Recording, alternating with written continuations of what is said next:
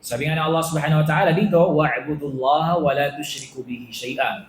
Sambahin nyo ang Allah subhanahu wa ta'ala at huwag nyo siyang pagtambalan ng anuman.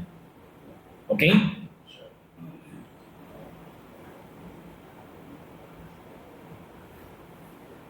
Tayyib. So kapag tinanong ka kung ano ang usulul thalatha, kapag narinig mo, ano ba yung usulul thalatha? Ano ba yung tatlong saligan na ito? So anong sasabihin natin? Basahin dyan. Malaman ng alipin ang kanyang aywa, ano pa? Kanyang reliyon.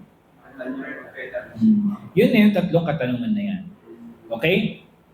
Kapag tinanong ka, ano yung tinutukoy sa usulul thalatha, yung tatlong saligan, yun yung tatlong katanungan na itatanong doon sa libingan. Okay? So kapag tinanong tayo, man rabbuka, anong sasabihin natin? Rabbi Allah. Ang aking Panginoon ay ang Allah subhanahu wa ta'ala. At tandaan natin, ayyuhal ikhwatul kiram, ang isang aliping hindi sumusunod sa Allah. Kahit alam niya pa dito sa mundo kung paano sagutin yan. Kahit ulit-ulitin niya pa, kahit ipaskil niya pa sa bahay niya, kapag tinanong ka, man rabbuka, Rabbi Allah. Kung hindi ka sumusunod sa Allah, hindi mo ginagawa yung mga pinag-utos sa'yo ng Allah, hindi mo masasagot yun. Ano ang magiging kalagayan? Ano yung magiging senaryo doon sa libingin kapag tinanong yung isang alipin? Anong sasabihin niya? Kapag tinanong siya, hindi niya alam. Anong sasabihin niya? Man rabbuka, anong sasabihin niya? La adri. Kahit pa dito sa mundo alam niya, pero sa libingan, dahil siya ay suwaid sa Allah subhanahu wa ta'ala, hindi siya sumusunod, hindi siya gumagawa ng pagsamba sa Allah subhanahu wa ta'ala, okay, iniwan niya ang pagdarasal, so doon, sasabihin niya, la adri. Hindi ko alam, sabi niya. Pagkatapos nun siya ay parurusahan ng mga anghel doon sa libingan. Sino sila? Si Nakir at si Munkar. Anta la ta'alam, hindi mo alam ang kanilang mga itsura. Iba't hindi mo alam yung kanilang mga haya, kung ano yung mga daladala nila doon pamparusa sa mga taong hindi sumusunod sa Allah subhanahu wa ta'ala. Pero ang mu'min, anong sasabihin niya kapag siya itinanong? Rabbi Allah. Napakagaan sa isang Muslim, sa isang mu'min na sadiq, mukhlis, tapat, at puso sa kanyang pagsamba, magiging madali sa kanya, padadaliin sa kanya na Allah subhanahu wa ta'ala yung pagsagot doon sa libingan niyo. Okay, magiging magaan sa kanya. Okay? So, yun yung magiging senaryo doon sa libing. Ganon din, kapag tinanong ka, okay, kung paano mo siya nakilala, anong sasabihin mo? Basahin dyan, sa pamagitan ng kanyang mga palatandaan, mga nilikha, kabilang rito ang umaga at gabi at araw at buwan. Ano yung tinutukoy na palatandaan? Ito yung aya. Ang ibig sabihin ng aya, ito ay palatandaan. Di ba? Ayatun min ayatillah. Kabilang sa mga palatandaan. So nakilala natin Allah subhanahu wa ta'ala sa pamamagitan ng mga palatandaan, aya na mayroon ay binaba ang Allah subhanahu wa ta'ala. Okay? Ilan sa mga halimbawa nun? Yung nakikita natin, yung solar at lunar eclipse, ayatun min ayatillah na sinabi ng Propeta Muhammad sallallahu alaihi wasallam. La yantasifani. Yung hindi siya tawag dito, yung sa solar eclipse at lunar eclipse, hindi yun nangyayari maliban lamang yung ay kabilang sa mga palatandaan ng Allah subhanahu wa ta'ala. Yung mga bagay na mustahil na magawa ng tao, yun ay kabilang sa mga ayatun min ayatillah. Kabilang yung sa mga palatandaan ng Allah subhanahu wa ta'ala. Okay? Yung mga nilikha niya. Tayo na lang. Kaya bang maglikha ng tao na katulad ng tao? Robot kaya niya. Pero yung ganito, yung sa tao, na kahit walang makina, gumagalaw, okay? Hindi yung kaya ng tao. Hada ayatun min ayatillah. ito ay tayo ay palatandaan na ang Allah subhanahu wa ta'ala ay nag-i-exist. Okay? Kabilang rin dito yung umaga. Di ba? Ang Allah subhanahu wa ta'ala qadir siya. Okay? Nalaman mo mayroong mudabbir, mayroong nagkokontrol, di ba?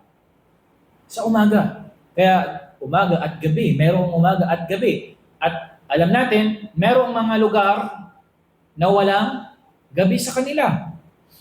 Hadi min ayatillah. Ito ay kabilang sa mga palatandaan ng Allah subhanahu wa ta'ala. Wala ni isa sa mga nilikha ng Allah na kayang pantayan yung itong bagay dito. Kaya nga, noong si Ibrahim alayhi salatu wassalam, nung siya ay nagkaroon ng jidal, ng debate kasama ng kalaban niya yung namumuno sa panahon niya, sino? Sino? Si Namrud?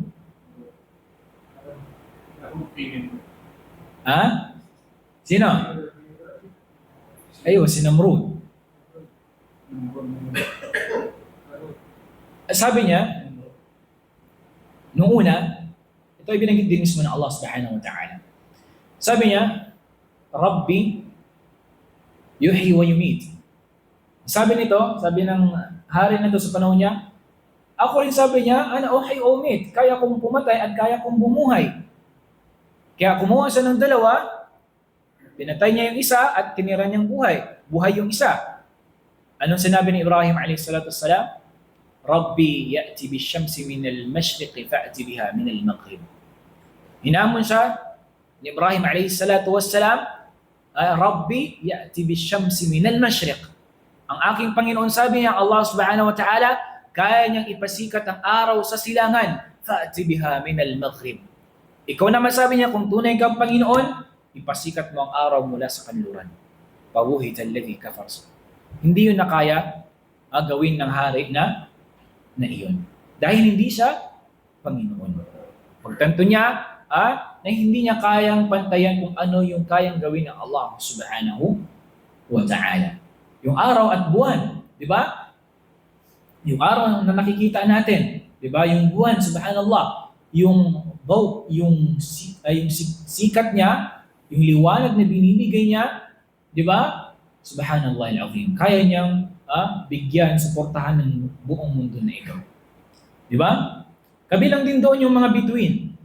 Ilan sa mga asbab ng pagkakalika ng Allah subhanahu wa ta'ala, ano yung mga nabanggit sa Suratul Mulk?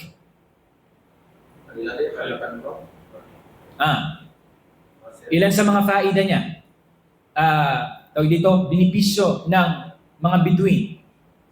Unang-una, kabilang doon ay ahsan. Ang unang panahon, wala pang map. Wala pang map. Lalo na yung mga naglalakbay sa karagatan. Wala silang mapa. Ano ang magiging kwan nila? Mga bituin. Subhanallah. Tingnan nyo. Di ba? Kabilang rin doon, zinat, siya ay palamuti sa kalangitan. Hindi ba't kapag gabi, kapag madilim ang, di ba? Madilim, yung napakaganda tingnan yung mga stars. Di ba? Pangatlo, Rujuman lishayatin. Binabato nito ng mga pinapambato sa. Kaya huwag kayong maniniwala sa sinasabi nila kapag mayroong shooting star, mag-wish ka. Hindi yun totoo.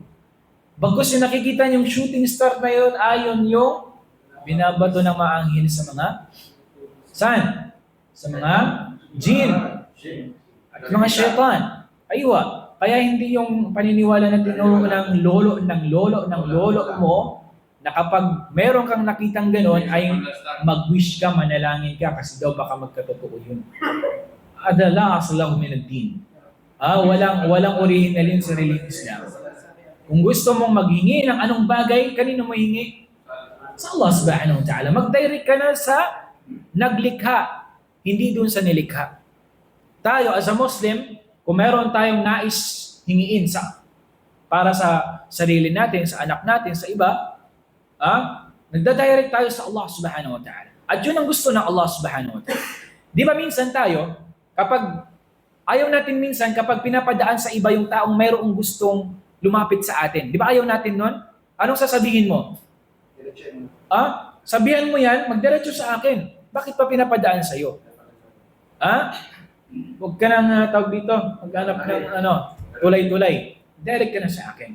Kung tayo yung tao, gusto natin yung ganun, paano na lang yung Allah subhanahu wa ta'ala?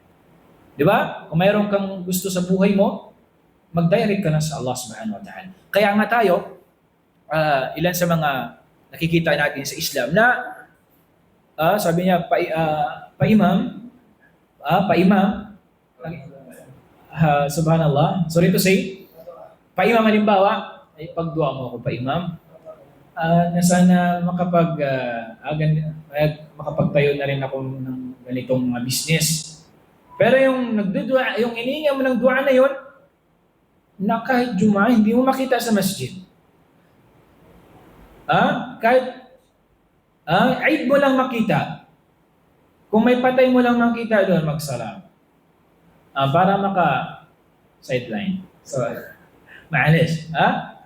Kaya, paano ka maghingi ng ano sa tao na yun na yung alaka niya, yung connection niya sa Allah subhanahu wa ta'ala, wala.